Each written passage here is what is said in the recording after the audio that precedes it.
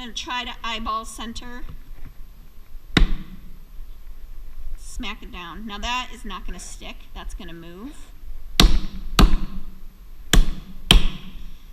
Now that's gonna stick to the wheel head. So I wanna make sure it is smacked down 3 or 4 times. You do not wanna flatten this completely, right? We're not wanting it to look like a pancake. What's the next step? Yep, I wanna get the clay wet. I wanna get my hands wet. What's next? All right, does anybody remember the hand positioning? It is high. Yeah. Your left hand is the power hand. This is the hand that you're going to be pushing the clay into the center. Your right hand sits on top of it almost like an X. The right hand is going to be guiding it to cone it up and flattening it down. The left hand is the hand that centers the clay. Also, please remember that your elbows should be into your body. Should not have chicken elbows. They should not go out like this. You have to use your core to center your energy and focus your eyes in the center. Don't be looking around.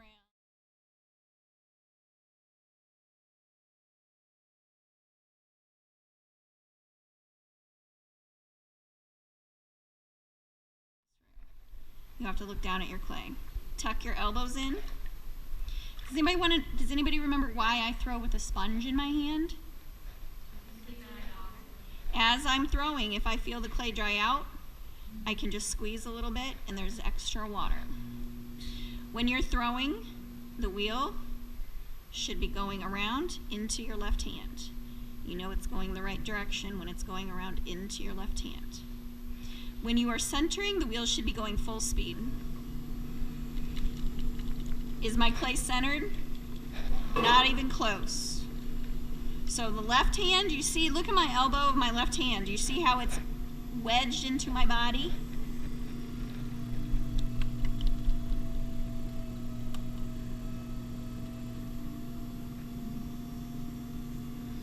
All right, so I let it come up. What is this called?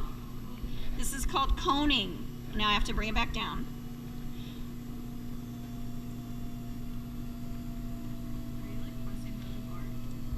Am I really pressing hard? Yes. I am pressing very hard with my left hand and very hard down with my right hand. I know it looks very easy for me, but I am using a lot of pressure. I'm going to bring it up again. Pressing in with my left hand, hard. My right hand is just guiding. My right hand now is pressing very hard. And if you watch me, I have to get right up on top of it and use my whole body to press down.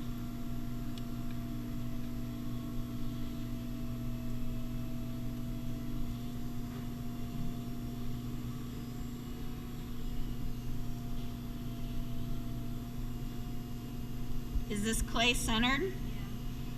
How do you know? My hands are not moving at all. Now let's stop and take a look at it. This bottom 1/16 of an inch down here is not centered. Why not? Does anybody remember? When you are centering on the wheel, you do not want to press your hand all the way against the bat. The bat is rough and there's a lot of grog in your clay. If you press it all the way down, you're gonna tear up your hand. You're gonna skin it. I've actually had kids show me their bloody hands before. Do not press your hand down against the bat. You should be pressing your hand in. Just let that last little bit of clay slide underneath of your hand. Don't worry about centering it. All right, so my clay is centered. I have a nice wide base. What's the next step? Yep, I have to actually open the piece. You can use your index finger, your middle finger, your thumb. I prefer my middle finger. Notice I'm using my middle finger and I'm also pressing with the index finger of my other hand, and I want to try to stay as much in the center as possible.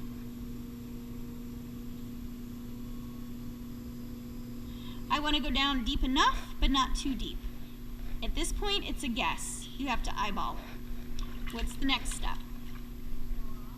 Yes, good. I see people doing exactly the right thing. I'm going to press it in and I'm going to widen it.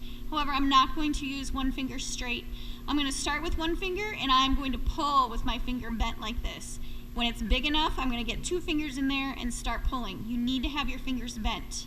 If your finger is straight, you'll end up with a pointed bottom. This is called a missile pot. Does anybody know why they're called missile pots? Because they're guaranteed to explode.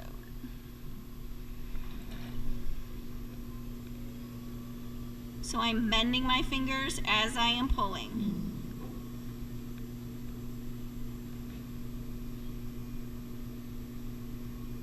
And widening my piece. Now, if you look down in the center, what do you see? What do you see down in the center? Anybody? You see the swirls? We all know what that's from, right? It's from my fingernails, because I have long fingernails. So you have to smooth that out. Now you have to get rid of your ridges, but there's another reason for pressing and firming up the clay. Do you remember what it is?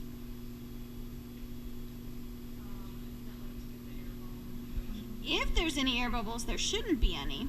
But what we want to do is compress the clay down towards the bat, down towards the bottom. Compressing the clay will prevent it from cracking. Okay, all I'm doing right now is pressing with my middle finger.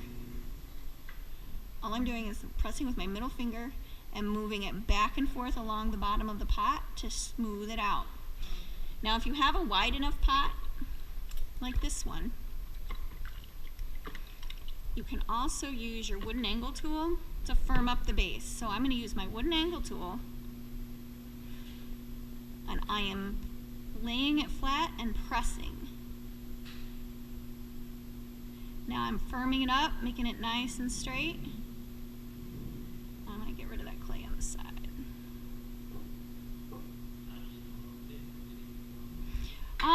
Well, that's a great question. How do I know how thick it is? I know from experience the way it looks, but if you don't know, you need a needle tool. Does anybody see a needle tool? So, how thick, how deep is the bottom?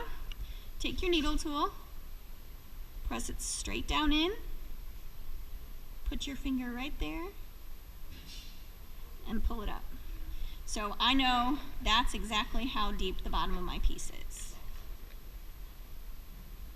So that's a good amount. Now I have to remember that for when I'm trimming tomorrow, that I know I have that much clay left at the bottom.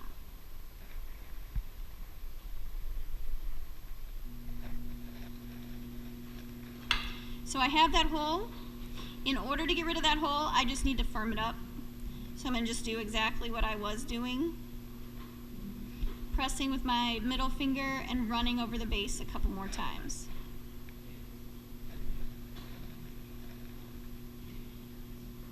Alright, so now I have a pretty nice looking pot to begin with. I have a nice firm flat base. What is my next step? I need to bring up the sides, right? Give it a little bit of height.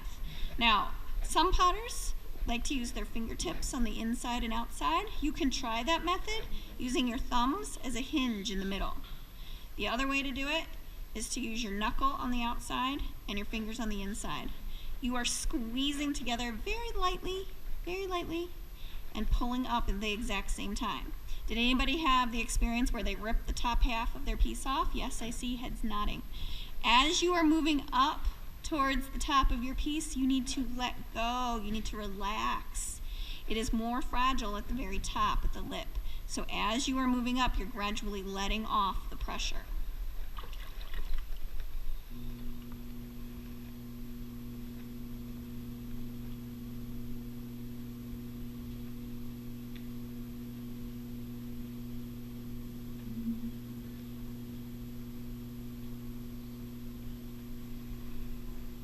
So you can see my bowl got taller and slightly wider. Because I have clay here, I am pulling out, I'm pulling up and slightly out.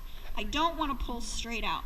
The centripetal force, or the force of the motion, is pushing the clay out. So if you pull it out, it's going to get really wide and really flat really fast. So you want to pull mostly up and just slightly out. You want to pull it at least one more time. When you're doing this, you want to set your hands right between 4 and 5 o'clock. Write that in your notes, 4 and 5 o'clock. Students get to this point and they don't know where to put their hands. They think they should put them up here, over here, over here. It should be right here, kind of at the corner, between 4 and 5 o'clock.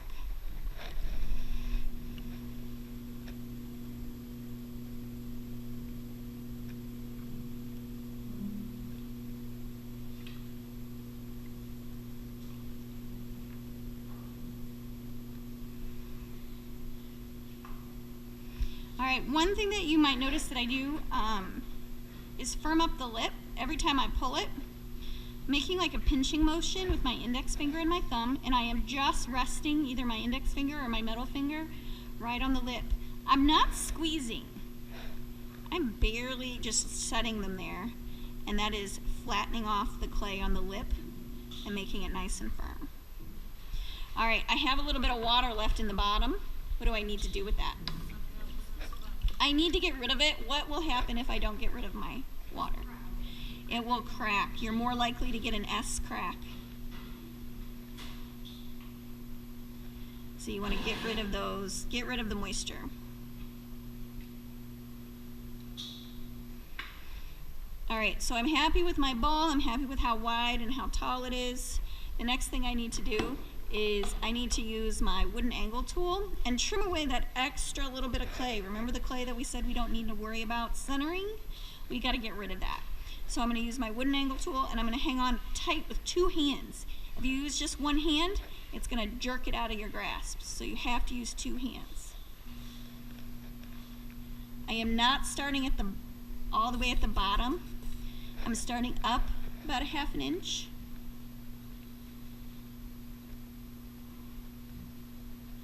And I'm peeling down the clay.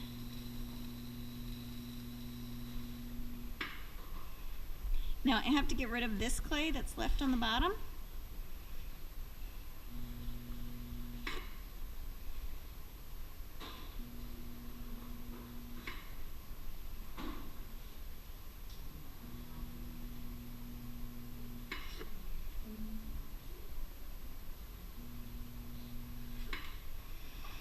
So I have gotten rid of the extra clay on the bottom. I got rid of all of the moisture in the middle.